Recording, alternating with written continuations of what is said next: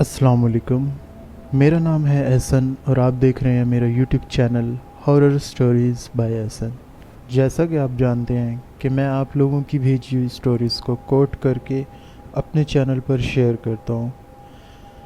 कहा जाता है कि जब हम ऐसी मखलूक़ात का ज़िक्र करते हैं तो ये हमारे बहुत करीब आ जाती हैं और बहुत दिलचस्पी से अपनी बातें सुनती हैं। तो इसी वजह से आप लोग ये स्टोरी सुनने से पहले अपने ऊपर आयतुल कुर्सी पढ़ के अपने आसपास एक हिसार बांध लें ताकि आपको डर ना लगे।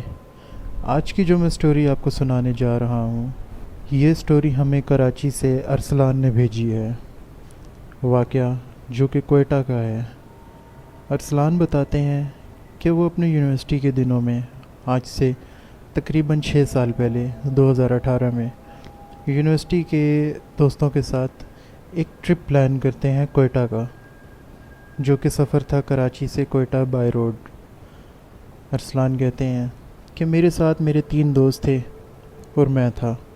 हम चारों ने काफ़ी टाइम से ये प्लान सोचा था कि हम कहीं निकलेंगे, लेकिन हर दफ़ा प्लान बनते ही किसी न किसी रुकावट की वजह से वो प्लान रह जाता था। लेकिन इस बार हमने सोच रखा था कि ये प्लान बनाना है। हम जैसे जैसे आगे बढ़ रहे थे, हमें वक्फे वक्फे से थोड़ी थोड़ी देर बाद वो बरसाती रेले, वो पानी का बहाव हमें फिर कहीं ना कहीं नज़र आता था और हमें रुकना पड़ जाता था। जहाँ हमारे सफ़र को 2 घंटे लगने थे, वहाँ हमें 2 की जगह 3 घंटे लग रहे थे, क्योंकि बारिश बहुत ज़्यादा थी और लैंडस्लाइडिंग उस जगह पे बहुत ज़्यादा थी। हमें बड़ा बच बचा करके जाना पड़ रहा था। खैर, हम लोगों ने वो पानी के बहाव को क्रॉस किया। अब रोड थोड़ी सी साफ़ नज़र आई तो हमने थोड़ा शुक्र अदा किया कि चलो उस मुसीबत से हम निकल आए हैं, और आगे रोड बिल्कुल क्लियर थी। हम थोड़ी देर सफ़र कर ही रहते, बातों में हम काफ़ी गपशप चल रही थी और अब हम लोगों को बहुत भूख लगने लगी। अब सबने कहा कि यार कब आएगा कोई आगे होटल जब हम खाना वगैरह खाएंगे, क्योंकि कोयटा तो अभी काफ़ी दूर है। अभी तकरीबन 5 घंटे रहते थे या 6 घंटे, तो अभी भूख लग रही है तो क्या खाएं। तो उन्होंने यही फ़ैसला किया कि अब आगे कोई भी होटल या ढाबा आएगा तो हम वहाँ पे खाना वगैरह खाएंगे। कुछ देर सफ़र करने के बाद हमें एक छोटा सा ढाबा नज़र आता है, जहाँ पे एक मामूली सी लाइट जल रही थी। वो भी गालबन लालटेन की लाइट थी या कुछ इस तरह से, कुछ दिया वगैरह चल रहा था, लेकिन बहुत कम रोशनी थी। बारिश बहुत ज़्यादा थी। तो हम लोग वहाँ पे रुके। हमने कहा चलो यहाँ से जो मिलता है यहीं खाते हैं, देखते हैं, क्योंकि हम लोग कोयटा तो बड़ी देर से पहुँचेंगे तो तब तक तो भूख बर्दाश्त नहीं कर सकते। हम उस ढाबे पे रुकते हैं। वहाँ पे 2 बंदे थे। एक बंदा सिर्फ चाय वगैरह बना रहा था और एक बंदा अंदर कुछ काम को लगा हुआ था, और बाहर 2 बाबे बैठे थे। बाबे मतलब 2 बुज़ुर्ग बंदे जो काफ़ी बड़ी उम्र के थे और काफ़ी बुज़ुर्ग थे। वो बैठे वहाँ पे लकड़ियों पे अपने हाथ सेक रहे थे और आपस में कोई बातें कर रहे थे। अच्छा, हम वहाँ गए। सर्दी का बहुत वहाँ पे पीक टाइम चल रहा था। गाड़ी में क्योंकि हमने हीटर लगाया हुआ था तो इतना फील नहीं अंदर हुआ था, लेकिन बाहर बहुत सर्दी थी। हम वहाँ पे रुके। हम लोगों ने पूछा कुछ खाने को मिलेगा।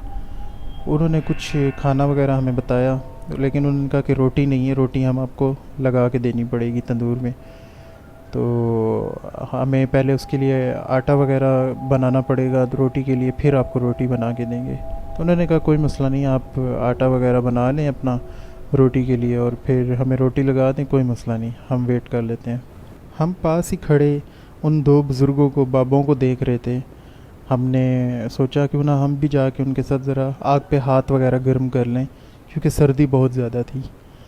तो हम उनके पास गए। हमने बोला बाबा जी क्या हम आपके साथ बैठ जाएं, क्योंकि हमें बहुत ठंड लग रही है, तो ज़रा आग के किनारे। उन्होंने कहा हाँ हाँ बैठ जाओ, क्यों नहीं। तो हम उनके पास बैठ गए। अच्छा, अब हम लोग उनके पास बैठ के अब हम उनकी बातें सुनने लगे। वो लोग आपस में कुछ इलाके की, आगे जो हमने सफ़र तय करना था थोड़ा आगे वो इलाका आना था, उस इलाके की वो कुछ बातें कर रहे थे, कुछ वाक़यात की। तो हमें भी थोड़ी दिलचस्पी होने लगी। हमने पूछा फिर बाबा जी से कि क्या हुआ। कि आप किस बारे में और कहाँ के बारे में ये बात कर रहे हैं। बाबा जी कहते हैं कि ये रोड जो कोयटा की तरफ जा रहा है, यहाँ से तकरीबन आगे 100 किलोमीटर या इस तरह से कोई 80 किलोमीटर आगे एक जगह आती है। कल रात वहाँ पे ना कोई फैमिली जा रही थी कार में, तो उन फैमिली को काफ़ी चीज़ों ने वहाँ पे तंग किया। वहाँ पे उन फैमिली वालों को मतलब इतना तंग किया कि उन लोगों को सुबह एम्बुलेंस उठा के लेके गई हॉस्पिटल। उनकी ये हालत थी, बेहोश हो गए थे और बहुत उनकी तबीयत ख़राब थी। तो उसके बाद हम लोगों को थोड़ा सा ना खौफ सा आने लगा कि यार हमने भी ये सफ़र रात में तय करना है, तो हमारे साथ कोई ऐसा हादसा ना हो या कुछ ना। तो हमने बाबा जी से कहा, बाबा जी हमने भी इस साइड जाना है, तो कोई मसला या कोई इशू तो नहीं है। बाबा जी ने कहा कि नहीं यार, बस आप मर्द जवान हो, वो तो चलो एक फैमिली थी, उनमें सिर्फ एक मर्द था और बाकी बच्चे और औरतें थी, तो इस वजह से उनके ऊपर ज़्यादा इफ़ेक्ट पड़ा। लेकिन आप लोग चार माशाल्लाह जवान बंदे हो, आप लोग बस अपने ऊपर आयतुल कुर्सी वगैरह पढ़ के अल्लाह का नाम लेके बस जाओ और कोशिश करना कहीं रुकना मत। हमने कहा ठीक है जी। अब हमारे दिल में थोड़ा सा खौफ तो बैठ ही गया था। खैर अब इधर उधर की बातें चलने लगी। हमारा खाना भी तैयार हो चुका था। हम लोगों ने वो खाना वहाँ से खाया और उन बाबा जी जो बैठे थे उनको अल्लाह हाफिज़ करके हम निकल पड़े आगे। अब बारिश थी कि रुकने का नाम ही नहीं ले रही थी, और ये बारिश काफ़ी देर पहले, जहाँ से हम लोग अब से पीछे घंटा पहले जहाँ पे हम थे वहाँ से ये बारिश स्टार्ट हुई थी और यहाँ तक अब तक हो रही थी जहाँ हमने खाना खाया, और ये आगे भी मुसलसल चल रही थी। हम लोगों ने अपना सफ़र आगे शुरू कर दिया। अब वो बाबा जी की बात भी हमारे दिमाग में थी, थोड़ा हम उसको फ़न में भी ले रहे थे। मतलब कि एक होती है ना ऐसे ऐसी वाइब्स आती हैं ऐसे सफ़र पे, क्यूरियोसिटी रहती है, वो भी आ रही थी। लेकिन फिर भी हमने चलो कहा अल्लाह का नाम लेके चलते हैं और हम चल पड़े। अच्छा, उन्होंने कहा था कि 100 किलोमीटर, ऐसे तो हमें भी एग्जैक्ट ऐसे था कि एग्जैक्ट 100 किलोमीटर ही होगा, तो उसके बाद सब सही है हुआ। तो हमने कैसे तैसे करके ना वहाँ से निकल आए। 120 किलोमीटर का हमने फासला तय करके क्रॉस कर लिया। अब हमारा दिल मुतमईन था कि वो जो जगह उन्होंने बताई थी वो तो चलो हम पीछे छोड़ आए हैं, अब हम इजी थे बिल्कुल। लेकिन अब जो इलाका शुरू हो गया था ये पहले से भी ज़्यादा बंजर, बिल्कुल ऐसे जैसे ना इंसान की कोई ज़ात, मतलब ना बंदा वहाँ पे, ना कोई, ऐसे लग रहा था जैसे यहाँ पे कोई जानवर भी नहीं होगा, कोई कुत्ते भी नहीं होंगे। तो वो ऐसा एक इलाका शुरू हो गया। तो हम लोग अब जा ही रहे थे कि अचानक मुझे महसूस होता है कि गाड़ी का एक टायर पंचर हो चुका है या हवा निकल चुकी है। मेरे मुंह से निकलता है ओह शिट। बाकी दोस्त पूछते हैं क्या हुआ, मैं बताता हूँ कि लगता है गाड़ी का टायर पंचर हो गया या हवा निकल गई है। तो हम लोग उतरते हैं चारों गाड़ी से, मोबाइल की टॉर्च से देखते हैं तो हमारा पीछे वाला एक टायर पंचर हो चुका होता है। तो अब मैं कहता हूँ कि अच्छा चलो मेरे पास स्टेपनी पड़ी है, दूसरा टायर स्टैंड बाय पे पड़ा है, वो लगा लेते हैं। मैंने कहा चलो ठीक है। तो अब दो दोस्त जो हैं वो गाड़ी में बैठ गए क्योंकि बारिश बहुत थी, और एक दोस्त मेरे साथ खड़ा हुआ टॉर्च पकड़ के, और मैंने टायर चेंज करना स्टार्ट किया। अच्छा, मैं नीचे वाला टायर मैंने खोला, उसे बाहर निकाला। अब जो गाड़ी के अंदर टायर था मैं उसको निकालने के लिए गया। मैंने जब वो टायर निकाला देखा तो वो भी पंचर पड़ा हुआ। मैंने अपना सर पकड़ लिया कि ओह शिट, ये क्या हो गया। मुझे लग रहा था कि मैंने तो ये पंचर लगवा के रखा हुआ है, लेकिन ये तो अब मुझे याद आया ये मैंने पंचर लगवाया ही नहीं था, और ये कैसा, मतलब मैं ऐसी एक लापरवाही कैसे कर सकता हूँ इतने लंबे सफ़र पे निकल के। बाकी दोस्तों ने पूछा क्या हुआ, कहता है यार मुझे लग रहा था कि मैंने एक स्टेपनी अपनी गाड़ी में रखी हुई थी और वो बिल्कुल ठीक है, लेकिन वो भी पंक्चर हुआ है। तो अब बहुत बड़ा मसला वहाँ पे हो गया कि अब क्या करेंगे। तो मेरे दोस्त भी थोड़ा मुझ पे गुस्सा हो गए कि तुम कैसे लापरवाह इंसान हो, लापरवाही की भी कोई हद होती है। तुम्हें नहीं पता हम इतना लंबा सफ़र तय करने जा रहे हैं कि तुम अपने सारे टायरों की हवा वगैरह एग्जैक्ट चेक करवाओ। गाड़ी में आप स्टैंड बाय पे जो तुमने स्टेपनी रखी हुई है उसे देखो कि वो सही है या नहीं। कहता है कि गाड़ी के टायर की हवा तो हमने चेक करवा ली थी, वो सब ठीक था, लेकिन मेरे दिमाग में ये ख्याल ही नहीं आया कि मेरी गाड़ी में जो टायर पड़ा हुआ है वो भी पंक्चर है, और मुझे यही फ़ील हो रहा था कि मैं उसका पंक्चर लगवा चुका हूँ और मुझे ख्याल भी नहीं आया। अब हम लोग बैठ गए। अब हम लोग चल भी नहीं सकते थे क्योंकि ये बाइक तो है नहीं, गाड़ी है। गाड़ी का एक टायर पंक्चर हो, उसको चलाना, और वो भी बारिश में, जहाँ पे सारी ज़मीन और फर्श रोड गीला हो, तो वो एक अलग ख़तरनाक काम है। अब हमने सोचा कि यार कोई यहाँ से कोई गाड़ी आए, कोई मदद आए तो हम किसी से कोई हेल्प ले सकें या कुछ, या कोई किसी का मतलब कि कोई मैकेनिक आ जाए जो हमें पंक्चर लगा के दे दे। क्योंकि अक्सर ऐसे लोग होते हैं ऐसे सफ़र पे जिन्होंने अपना पंक्चर लगाने का सामान साथ रखा होता है। वो ट्रक वाले भी होते हैं, बसेस वाले भी होते हैं, गाड़ियों वाले भी होते हैं। तो कोई बंदा ऐसा मिल जाए जिसे हमें पंक्चर लगाने का सामान मिल जाए तो हम खुद ही इस गाड़ी को पंक्चर लगा लें। तो फिर उसके बाद हम लोग गाड़ी में बैठ गए। बारिश थी कि रुकने का नाम नहीं ले रही थी। अब हम लोग बातें कर ही रहे थे कि हमें एक हल्की सी रोशनी नज़र आती है गाड़ी के ना शीशे में, हल्की सी रोशनी। अच्छा, हम लोग देखते हैं कि ये शायद करीब आ जाए। अच्छा, वो दूर से बहुत आ रही थी, हम उसको देख रहे हैं, वो बहुत टाइम लगा रही थी पास आने में। तो हमें लगा कोई शायद ट्रक है, चढ़ाई चढ़ रहा है, उसके लिए मुश्किल हो रही है, तो वो स्लो स्लो बहुत आ रहा है तो पहुंच जाएगा। अच्छा, काफ़ी कोई मेरा ख्याल है 2 से 3-4 मिनट गुजरे होंगे तो हमने देखा कि यार ये ट्रक क्यों नहीं आगे आ रहा है, ये खड़ा हुआ है या क्या मसला है। अच्छा, हमें शीशे में तो नज़र आ रही थी वो लाइट, लेकिन हमने जब गाड़ी से उतर के बैक साइड पे देखा तो कोई लाइट नहीं, कोई गाड़ी नहीं, कुछ नहीं। बिल्कुल सुनसान और वीरान रोड और बारिश और बस बादल गरजने की आवाज़, और वहाँ पे जो वहशत थी, ओह मेरे खुदाया, ये हम कहाँ फंस गए हैं। और ये क्या था, ये नज़र का धोखा था या हमारा वहम था। अगर नज़र का धोखा या वहम होता तो सिर्फ एक इंसान को आता, लेकिन हम सब ने देखा गाड़ी के अंदर से कि एक लाइट पीछे से आ रही है। ओह, अब हमें थोड़ा सा उस बाबा जी की बातों पे ख्याल आने लग गया था, लेकिन हमें ये भी था कि हम तो उस जगह को काफ़ी पीछे छोड़ आए हैं। लेकिन बात तो ये भी है कि ये भी वैसे ही सुनसान जगह है, आबादी तो यहाँ पे भी नहीं है, और उन मखलूक़ात के लिए वो जगह और ये जगह कौन सी बड़ी बात है। अब हम गाड़ी के अंदर बैठ गए और हमने अपने डोर, सारे दरवाजे लॉक कर लिए, सारे डोर लॉक कर लिए। ओह, मैं आपको क्या बताऊं एहसन भाई, हम 4 थे तो लड़के, लेकिन जो हमारी हालत थी वो हम बयान नहीं कर सकते अपनी इस वीडियो में। मैं आपको ये आवाज़ अभी भी जिस तरह से भेज रहा हूँ अपनी, मुझे पता है कि मैं ये कपकपाती हुई आवाज़ आपको कैसे अपनी बता रहा हूँ अपनी कहानी। हम लोगों को आधा घंटा गुजरा होगा गाड़ी में बैठे कि हमारी गाड़ी के सामने से ना एक आवाज़ आती है छप करके, जैसे कि कोई गीली जगह पे, या मतलब कि कहाँ जहाँ पे थोड़ा सा पानी खड़ा हो और वहाँ पे अगर कोई जंप मारे तो एक आवाज़ नहीं आती, एक थोड़ी सी मुख्तलिफ आवाज़ जिसमें पानी के ऊपर एक छपट्टा पड़ने की आवाज़ आती है, वो आवाज़ आई हमें एकदम। हमने सब ने फ्रंट पे देखा।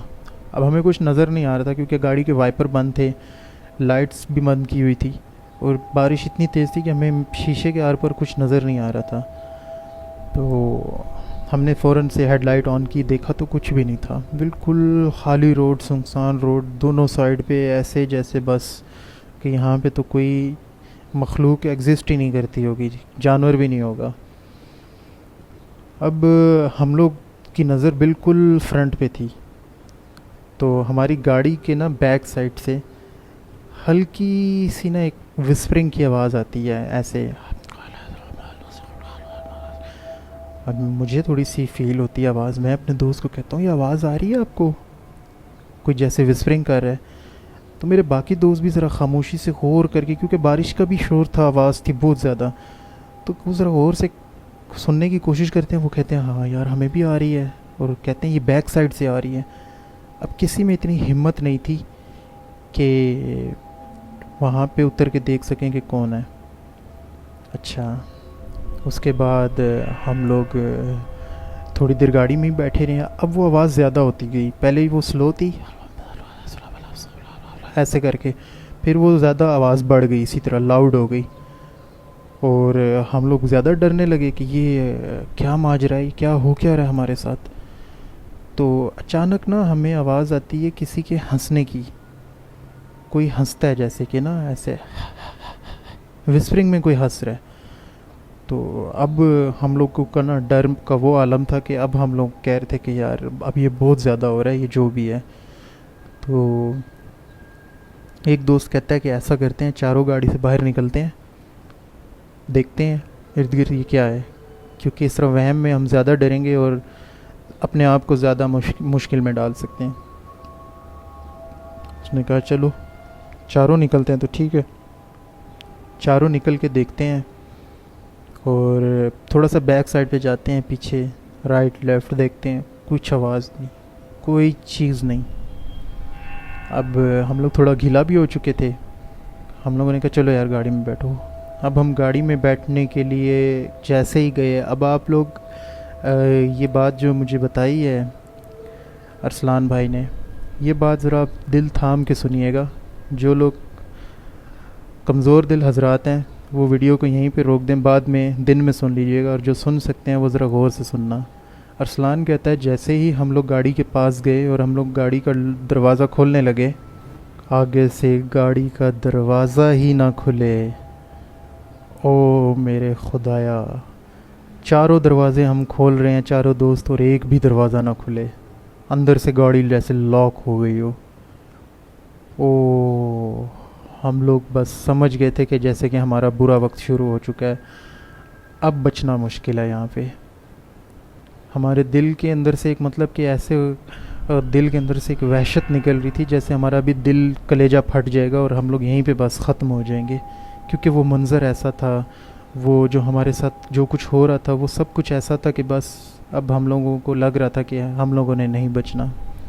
हम उस दरवाज़े को खोलें बहुत ज़ोर का, जैसे प्रॉपर किसी ने अंदर से लॉक कर लिया, और बाहर से हमारे पास खोलने का कोई मतलब कि वो है ही नहीं, कोई हमारे पास रास्ता ही नहीं है। गाड़ी की चाबी भी अंदर लगी हुई थी, चाबी होती तो शायद हम बाहर से ट्राई कर सकते थे खोलने की, चाबी भी हमारी अंदर लगी हुई, और हम बस उधर खड़े हैं, और हमारे इर्द गिर्द से जो हंसने की आवाज़ें शुरू हुई हैं, उसमें हमारे ऊपर कोई औरतें हंस रही थी, मुख्तलिफ़ औरतों के हंसने की आवाज़ थी, जैसे हमारा मजाक उड़ाया जा रहा हो। उफ, मैं आपको बता नहीं सकता। हम लोग इधर देखें, पागलों की तरह हम इधर उधर देखें कि ये हो क्या रहा है हमारे साथ। फुल अंधेरी काली रात, चांद की भी रोशनी नहीं थी, बारिश हो रही है उधर, और सिर्फ हमें हंसने की आवाज़ें आ रही हैं। हम लोगों दिल में हम जो पढ़ सकते थे हम पढ़ने लगे, जो हमें आता था हम पढ़ने लगे, बस पढ़ते रहे। उसके बाद अब हमारा वो हाल था कि बस हमें लग रहा था अब हम बेहोश हो जाएंगे, हमारे अंदर एनर्जी ही नहीं बची, हमारी सारी एनर्जी बस उधर ही ख़त्म हो गई है, ज़ाया हो चुकी है। उसके बाद हम लोग देखने लगे कि कोई शायद मदद आ जाए, तो हमें एक रोशनी नज़र आई फिर से। अब हम लोग बाहर खड़े थे, अब हमें बाहर से ही रोशनी नज़र आ रही थी। हमने देखा कि एक गाड़ी आ रही है, उस गाड़ी के अंदर लोग बैठे हुए हैं, दूर से हमें नज़र आ रहा है। वो गाड़ी हमारे पास आई और वो रुकी।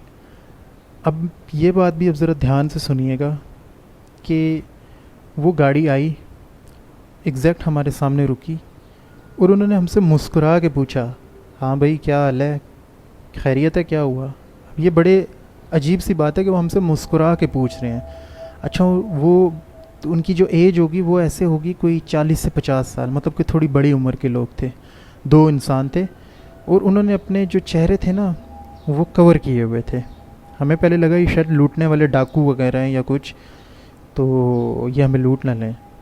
तो फिर उन्होंने हमसे हंसते हुए इस लहजे में पूछा, हाँ भाई क्या हाल है, खैरियत तो है, यहाँ खड़े हो, यूँ मतलब हंसने वाले स्टाइल से, जैसे बड़ा कोई ना फ्रैंकली पूछता है। हमने भी बगैर टाइम ज़ाया किए उन्हें सारा माजरा बताया, सारा मामला बताया।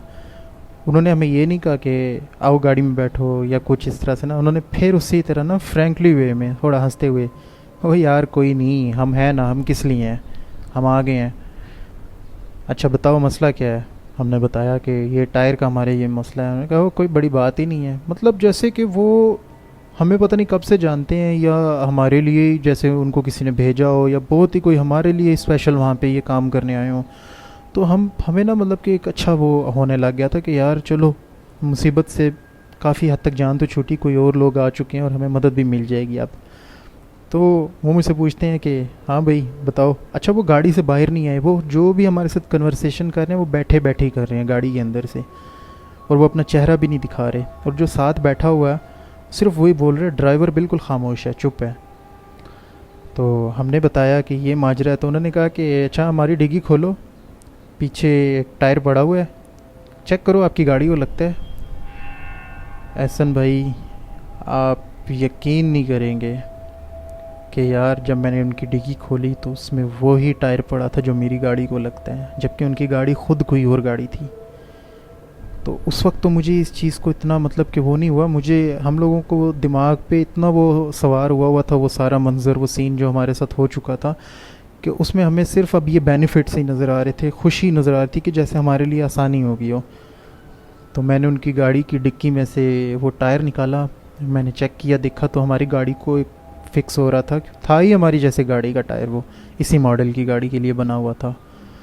तो हमने कहा कि जी टायर लग गया बिल्कुल। उन्होंने कहा ठीक है जी, ये टायर आप रख लो और वो जो आपका ख़राब टायर है वो हमें दे दो। तो हमने कहा कि इसकी कोई पैसे पेमेंट वगैरह ले लें, तो उन्होंने कहा नहीं नहीं खैर है यार, कोई नहीं, मुश्किल में हो तो मुश्किल के में इंसान ही इंसान के काम आता है। तो हमने कहा ठीक है हाँ। अच्छा, हमारे टायर लगाने तक वो हमारे साथ रहे। जैसे ही मेरा टायर लग गया, मुकम्मल हो गया, मैंने गाड़ी स्टार्ट की। अच्छा हाँ, मज़े की बात, जब मैंने उनको बोला कि हमारी गाड़ी भी लॉक हो चुकी है, खुल नहीं रही गाड़ी, तो जब हमारा टायर लग चुका था, क्योंकि हम सामान तो मेरा पहले से डिक्की, मेरी अपनी डिक्की पहले से खुली हुई थी जब मैंने अपना टायर निकालना था, तो सारा सामान पीछे ही पड़ा था। तो अब जब टायर लग चुका है तो मैं उठा, मैंने कहा हजूर टायर तो मैंने लगा लिया, लेकिन हमारी गाड़ी जैसे अंदर से किसी ने लॉक कर दी, खुलने का नाम नहीं ले रही। तो उन्होंने कहा यार हो जाता है, बारिश में जाम हो जाता है दरवाजे वगैरह, आप खोलो ज़रा खुल जाएगी। उनकी ये कहने की देर थी, मैंने इस बात को बड़ा नॉर्मल लिया, मैंने कहा चलो मैं देखता हूँ। जैसे ही मैंने दरवाज़ा खोला है, मेरा भी खुल गया, मेरे उस दोस्त का भी खुल गया जो ड्राइविंग सीट के साथ दरवाज़ा होता है, पीछे के दोनों भी खुल गए। तो मैं उस वक्त तो मतलब बड़ा खुश हुआ। तो उन्होंने कहा कि ठीक है जी, बस चलें, आप लोगों का काम हो गया, आप अपना आगे सफ़र तय करें और कोशिश कीजिएगा रास्ते में कहीं रुकिएगा मत। तो हमने कहा ठीक है जैसे।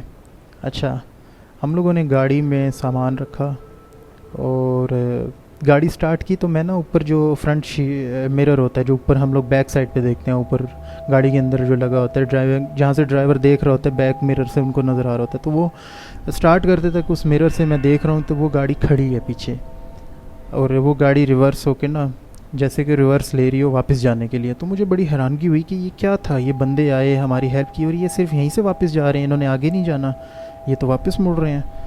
क्या ये सिर्फ हमारी हेल्प के लिए आए थे या इनको किसी ने भेजा? तो ना मेरी एक सेकंड के लिए नज़र नीचे हुई कि शायद गियर लगाने के लिए या गाड़ी को स्टार्ट करने के लिए। तो जब मैंने वापस अपनी विद इन 1 से 2 सेकंड या 3 सेकंड में मैंने अपनी नज़रें ऊपर की और पीछे कोई गाड़ी नहीं, कुछ नहीं। एकदम मैंने झटके से अपने दोस्तों को कहा यार वो देखो गाड़ी कहाँ गई अभी जो पीछे खड़ी थी, ये जो लोग आए थे कहाँ चले गए, पीछे रोड देखो सारा खाली है, अभी 1 सेकंड पहले तो वो गाड़ी रिवर्स टर्न ले रही थी।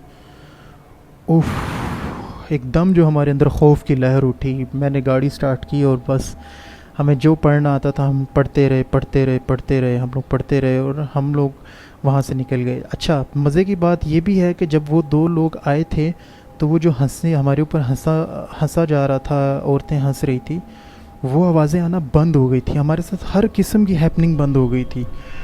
तो बस हम लोगों ने जब ये देखा मिरर में कि वो तो गाड़ी नहीं है, तो बस हम लोगों ने फिर रुकने का नाम नहीं लिया। मुझसे जितनी एक वहाँ से निकलना पॉसिबल था मैंने वहाँ से कोशिश की कि यहाँ से निकलें। ओह, मैं आपको क्या बताऊँ एहसन भाई कि हमारे लिए वो मंज़र क्या था। वो रात के तकरीबन 1:30 से 2 बजे का टाइम था और अभी भी कोयटा का तकरीबन 2-2.5 घंटे का रास्ता रहता था। तो बस हम लोग फिर चलते गए और अब हम कोई कोई किसी से कोई फालतू बात नहीं कर रहा, जिसको जो आ रहा है वो पढ़ रहा है। हमने अपनी मोबाइल से गाड़ी में हमने कुछ आयात लगा ली और बस हमने फिर कोयटा जाके ही रात को ब्रेक लगाई। उसके बाद हम लोग वहाँ पे हमने स्टे वगैरह किया। अच्छा, अगले दिन हमें हमारा एक दोस्त मिलने आया, तो हमने उसको ये सारा वाक़या बताया सारा। तो उसने कहा कि मैं आपको एक साहिब इल्म के पास लेके चलता हूँ, तो आप उनको बताइए, क्योंकि हम लोगों को फ़ील हो रहा था, अब हम चारों को थोड़ा थोड़ा बुखार भी है। हमें ये फ़ील हो रहा था कि ये बुखार हमें बारिश की वजह से है, क्योंकि बहुत सर्दी थी और हम बारिश में भीग भी गए थे रात को, तो ये बुखार उसकी वजह से चारों को हो सकता है। तो वो दोस्त हमें लेकर गया उन साहिब इल्म के पास। हम जब गए हैं तो वहाँ पे एक बहुत ही काफ़ी बड़ी उम्र के एक बाबा जी थे, उनको हमने सारा वाक़या रात का बताया। उन्होंने हम पे कुछ दरूद दम किया, कुछ पढ़ा। उसके बाद उन्होंने हम जब वो अपना मुकम्मल कर लिया पढ़ाई वगैरह, उन्होंने कहा यार वो जो दो इंसान आए थे ना आपके पास, वो इंसान नहीं थे। तो हमने हैरानगी से चौंक के उनसे पूछा कि क्या मतलब वो इंसान नहीं थे, फिर वो कौन था। उन्होंने कहा कि वो भी कोई अल्लाह की बहुत ही अच्छी और नेक मखलूक थी जो सिर्फ़ आपकी मदद को आए थे वहाँ पे। तो हम अब दिन का टाइम है, अब हम एक शहर में खड़े हैं, लोगों के बीच में खड़े हैं एक बाबा जी के पास, लेकिन फिर भी हमारे जिस्म के अंदर, रूह के अंदर एक खौफ की एक लहर आई, एक डर की लहर आई। तो हमने बाबा जी से कहा कि उन्होंने हमें अपना चेहरा तो नहीं दिखाया, लेकिन वो बड़े हंस मुस्कुरा के हमसे बात कर रहे थे, और उन्होंने हमें वही टायर दिया जो हमारी गाड़ी को लगता था, जबकि उनकी गाड़ी कोई और थी। तो बाबा जी कहते हैं मैं आपसे कह रहा हूँ ना, वो कोई और मखलूक थी, अच्छी मखलूक, जो सिर्फ़ आपको वहाँ मदद फ़राहम करने आए थे। तो आपकी खुशकिस्मती है, वहाँ पे आपकी बचत हो गई है, आपके साथ कोई भी नुकसान हो सकता था, आपकी जान को ख़तरा हो सकता था। तो वो एक अच्छे जिन्नात थे जिन्होंने आपकी आके मदद की है, आपकी हर ज़रूरत पूरी की है, और वहाँ पे आपको उन बुरी मखलूक़ात से उन्होंने बचाया एक तरह से। तो ये सोच कर तो हमें बहुत ज़्यादा खौफ आने लग गया था। खुशी भी एक तरफ से थी कि अल्लाह ने हमारे ऊपर करम किया है, एक बहुत अच्छी खुशी थी हमारे लिए, लेकिन एक साथ हमें खौफ भी था कि हमने मतलब ज़िंदगी में जो कभी कुछ सोचा भी नहीं था, हमने अपनी ज़िंदगी में कैसा एक मंज़र देख लिया और कैसे एक मंज़र से हम गुज़रे हैं। तो फिर उसके बाद हम लोगों ने अपना वो जो टूर था वो कंप्लीट किया। उसके बाद फिर हम लोग वापस कराची के लिए निकले, लेकिन अब हमने सफ़र किया था सुबह में, मतलब सुबह निकले रोशनी में ही, और रोशनी रोशनी में ही कराची वापस पहुंच गए। तो बस मेरी ये कहानी थी, और ये मेरी ज़िंदगी का एक हिस्सा था बहुत ख़ास, तो मैंने सोचा मैं आपसे शेयर कर दूं। तो बहुत शुक्रिया अरसलान भाई, आपने अपनी ज़िंदगी का एक वाक़या हमसे शेयर किया।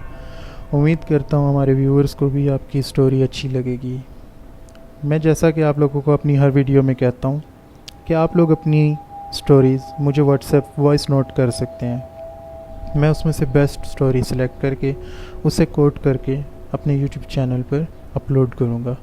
तो मेरे चैनल को लाजमी सब्सक्राइब कीजिए, लाइक कीजिए, और अपने दोस्तों के साथ भी शेयर कीजिए, क्योंकि मैं आप लोगों के लिए ऐसी बेस्ट स्टोरीज़ लाता रहूँगा, और आप मुझे ऐसे ही ग्रो करते रहिए। मिलते हैं फिर आपसे किसी और स्टोरी में, तब तक के लिए अपना ख्याल रखिएगा। मुझे दीजिए इजाज़त। अल्लाह हाफ़िज़।